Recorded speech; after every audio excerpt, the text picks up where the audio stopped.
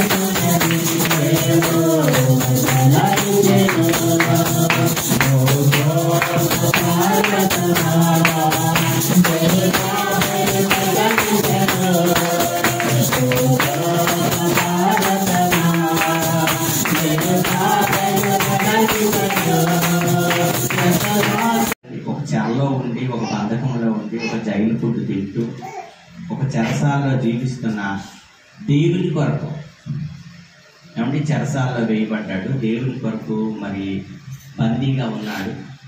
అయితే అలాంటప్పుడు ఫిలిప్పీ సంఘానికి రాస్తూ ఉన్నాడు, ఎల్లప్పుడూ నువ్వు ప్రభువునందు ఆనందించుడి. అంటే ప్రతిరోజు ప్రభువునందు ఆనందించాలి. ఆ ప్రభువునందు మనం ఎప్పుడైతే ఆనందిస్తామో మనకున్న సమస్యలన్నీ మనం మర్చిపోతాం. మనం సమస్య వైపు మనం మనసు పెట్టినప్పుడు ప్రభువునందు మనం ఆనందించినప్పుడు. ఏమంటే ప్రభువునందు ఆనందించాలంటే మన సమస్యని ప్రభు చేతిలో పెట్టాలి, మన కష్టాన్ని ప్రభు చేతిలో పెట్టాలి, మన నష్టాన్ని ప్రభు చేతిలో పెట్టాలి, మన మీద వచ్చిన నిందల్ని కూడా ప్రభు చేతిలో పెట్టాలి. మన మీద ఆ నిందలు వేసుకొని మనమే కష్టపడి మనమే శ్రమపడి మనమే ఆ బాధలన్నీ పడితే ప్రభువునందు మనం ఆనందించిన వారం కాదు.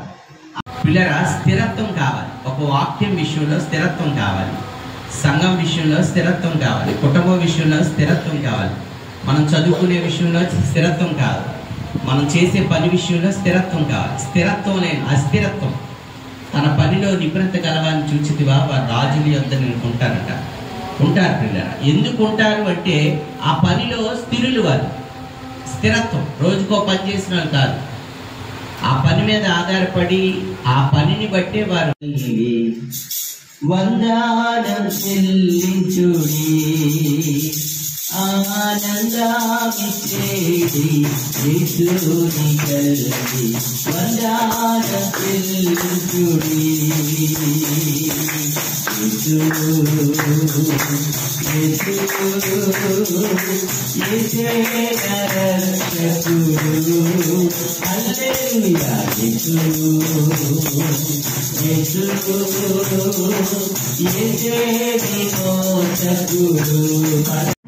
మా కష్టాల్లో, మా శ్రమల్లో, మా ఇబ్బందుల్లో తండ్రి, మా శరీర బలహీనతల్లో ప్రభా, మా ఆర్థిక సమస్యల్లో, అప్పుల బాధల్లో ప్రభా, చుట్టూ ఉన్న ద్వేషాల్లో ప్రభా, వ్యతిరేకతలో, నిందలో, అవమానంలో ప్రభా తండ్రి నాయనా ప్రభా, నిన్ను ఎల్లప్పుడూ ఆనంద దేవుని ప్రేమ ప్రభు పరిశుద్ధాత్ముని యొక్క అన్యోన్య సహవాసం ఇప్పుడు వచ్చిన మనకును తను ప్రేమించిన సకల పరిశుద్ధులకు సదాకాలము తోడైండి నడిపించునుగాక.